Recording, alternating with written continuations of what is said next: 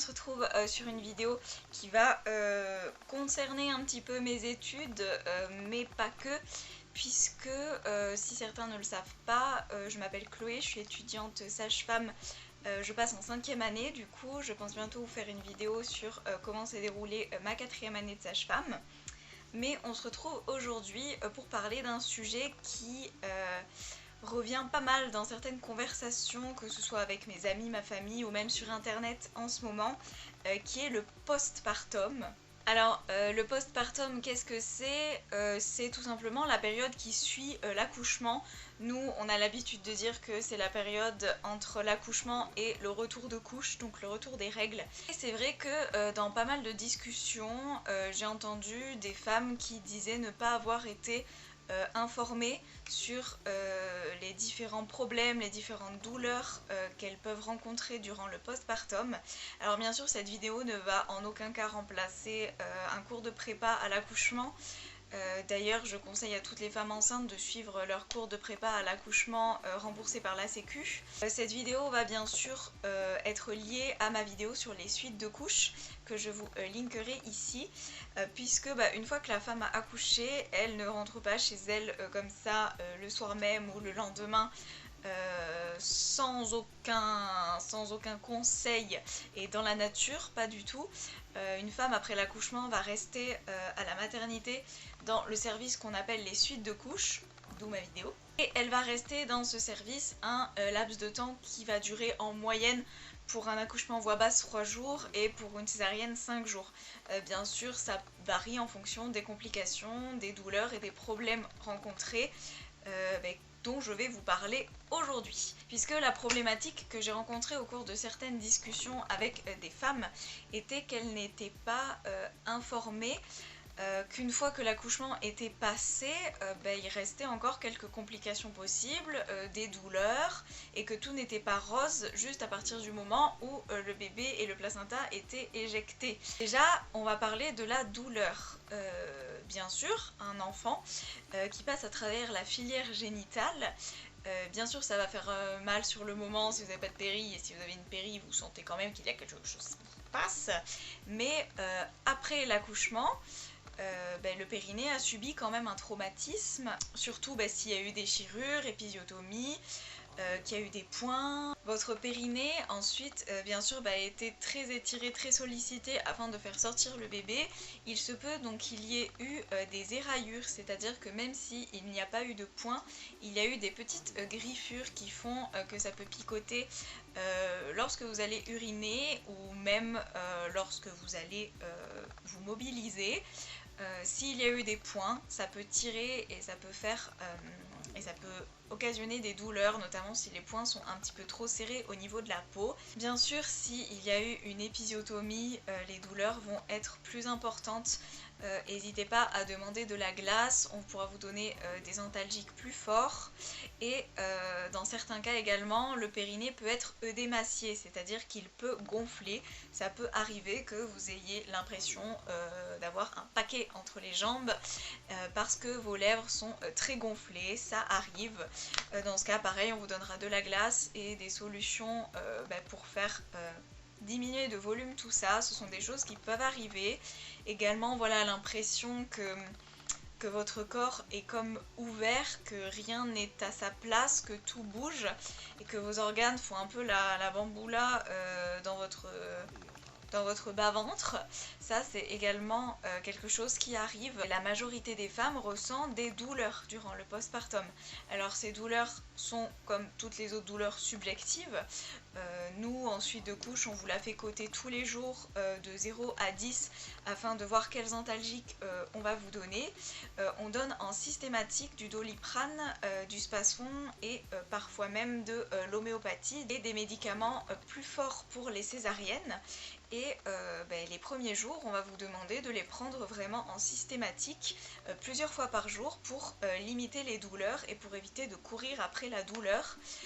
Mais voilà, la plupart du temps, les premiers jours, les mamans ont besoin d'antalgiques pour pallier à leur douleur, notamment périnéale. Et sur les ordonnances de sortie qu'on vous donne, on vous prescrit également Spasfon Doliprane la plupart du temps. parce que ces douleurs peuvent continuer, on en est conscient et on préfère que vous ayez des antalgiques sous la main. Ces douleurs, elles peuvent venir, comme je vous l'ai dit, du périnée, puisque c'est la zone qui est le plus traumatisée.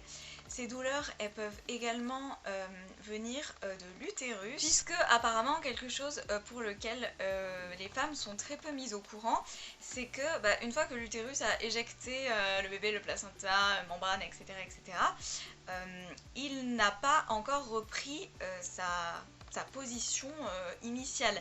Il est encore au niveau de l'ombilic, donc au niveau du nombril, je vais y arriver.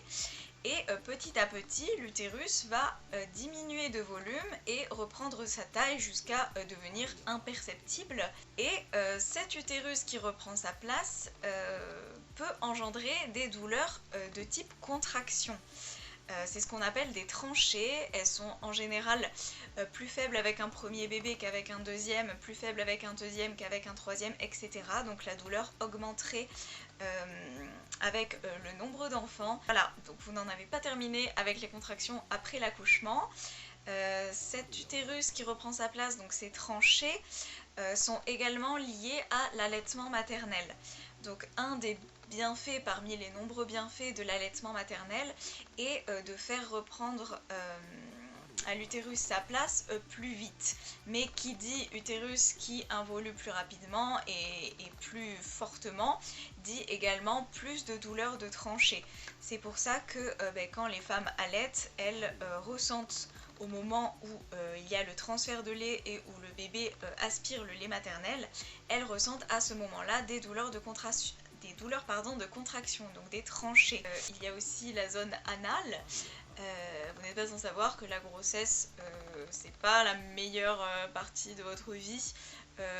Au niveau du transit, ça peut faire ressortir des hémorroïdes, ça peut faire le yo-yo à votre transit. Toujours au niveau de la selle, on aime bien que vous soyez retourné à la selle avant la sortie de la maternité. Alors ça peut prendre plusieurs jours avant que le transit se remette en place. C'est un sujet assez tabou, j'ai l'impression, c'est pour ça que je préfère en parler dans cette vidéo. De toute façon, on vous posera la question tous les jours. De savoir si vous avez des gaz, c'est bien, ça veut dire que le transit reprend son cours. Et puis on vous demandera si vous avez fait votre première selle post-accouchement, comment ça s'est passé, s'il y a eu des douleurs, etc. Puisque c'est un moment qui angoisse pas mal les femmes, la première selle, surtout celles qui ont eu des points ou une épisiotomie. On a toujours cette appréhension que les points lâchent, que ce sera pas assez solide, que ça va faire très mal. Du coup on sera là pour vous rassurer. Au niveau des saignements maintenant, il va être normal les 3-4 premiers jours, pendant que vous êtes à la maternité, de saigner comme des règles, comme des grosses règles. C'est tout à fait normal. Après bien sûr on vous dira de nous appeler si vous trouvez que c'est très très abondant ou s'il y a des caillots, on préférera être au courant. Mais c'est normal si vous saignez comme des grosses règles les premiers jours. Ces saignements petit à petit ils vont devenir plus rosés, moins abondants. Au bout de 15 jours, normalement il n'y en a plus. Après vers 20 jours c'est possible que vous ayez un petit retour de couche vers 15-20 jours, des petits saignements un petit peu plus abondants. Mais là pareil, rien d'affolant. Et puis après au 45e jour, si vous ne prenez pas de contraception, vous aurez le retour de couche. Également, l'allaitement peut bien sûr être merveilleux et se passer super bien dès la première mise au sein, mais peut être aussi source de complications et de douleurs.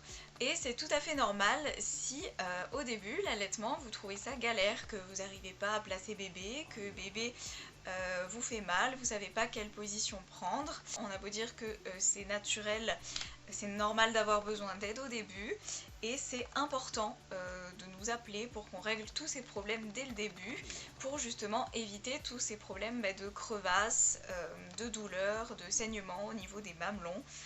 Ça, ce sont des choses qui arrivent lorsque bébé est mal positionné. Bébé aura une mauvaise prise en bouche en fait du mamelon, et c'est ça qui va donner les crevasses et les douleurs au niveau du mamelon. Après, même si bébé est bien positionné, c'est normal d'avoir une petite douleur à l'accroche. Vous avez quand même un bébé qui arrive et qui vous tire le mamelon, mais normalement cette douleur doit s'estomper durant le long de la tétée. Les douleurs sont également assez fréquentes au niveau du point de péridurale, mais ça passe très vite et il n'y a rien à faire. Et également au niveau du coccyx, que la grossesse et l'accouchement sont des périodes assez charnières pour votre coccyx. Donc là, la chose qu'on vous conseille, c'est d'aller voir un ostéo pour un petit peu vous remettre en place tout ça.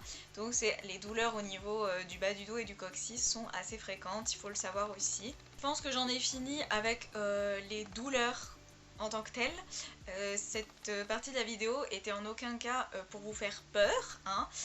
Surtout que si ça se trouve vous aurez vraiment aucun souci, aucune douleur de ce que j'ai présenté au début de la vidéo, mais voilà, comme j'en ai discuté avec pas mal de personnes qui ne savaient pas du tout qu'il pouvait y avoir des complications en postpartum, ça existe. Également quelque chose qui n'est pas vraiment une douleur mais qui n'aide pas, c'est bien sûr la fatigue. Vous venez de passer, j'en sais rien, 12 heures en travail, vous avez poussé 20 minutes comme une folle, c'est normal d'être très fatigué et du coup ça peut rendre les douleurs un petit peu plus difficiles à aborder. Ça peut être assez handicapant, surtout que au début le bébé il n'a pas du tout votre rythme d'adulte, il a toujours son rythme de bébé, c'est-à-dire être plus actif la nuit et dormir le jour, ce qui est assez problématique pour vous jeunes parents. Donc vraiment les premiers jours il va falloir essayer de voir en fonction du rythme de bébé afin de se reposer, c'est-à-dire que quand bébé va se réveiller parce qu'il aura faim, bien sûr vous nourrissez votre enfant, et puis après dès que bébé dort, il faut essayer de se reposer au moment où bébé se repose. Des fois c'est un petit peu difficile et des fois vous pouvez vous sentir débordé, ce qui m'emmène à mon dernier point, enfin mon avant-dernier point, qui est le baby blues. Le baby blues, qu'est-ce que c'est? C'est un phénomène tout à fait classique et très très répandu. Donc ça arrive souvent, voilà, les premiers jours quand vous rentrez chez vous, en fin de première semaine en général après l'accouchement. Ce sont des sautes d'humeur, de la mélancolie, avec la fatigue, voilà, se sentir débordé, se demander si on va vraiment être capable, les sautes d'humeur, perte d'appétit, voilà, c'est normal, ça arrive, n'hésitez pas à en parler puisque nous, quand on a la sortie de la maternité, on va vous demander de vous faire suivre après à la maison par une sage-femme libérale, donc il y a un suivi ensuite qui continue, donc c'est important d'en parler si ça se prolonge pour éviter que ça se transforme en dépression du postpartum qui là serait beaucoup plus grave. Bon voilà, j'espère avoir fait le tour d'un petit peu tout ce que vous pourriez rencontrer dans votre postpartum. Donc tout ce dont je parle, je vous en parle parce que j'en ai eu l'expérience au cours de mes différents stages. Donc là je pense en dernière année de sage-femme, donc si tout va bien je serai diplômée l'an prochain à peu près à cette même période, même avant du coup, vu le temps que je mets à poster les vidéos. Donc voilà, si vous avez encore des questions surtout, n'hésitez pas, j'essaierai de répondre à tout le monde. Et on se retrouve très bientôt pour une prochaine vidéo. Ciao!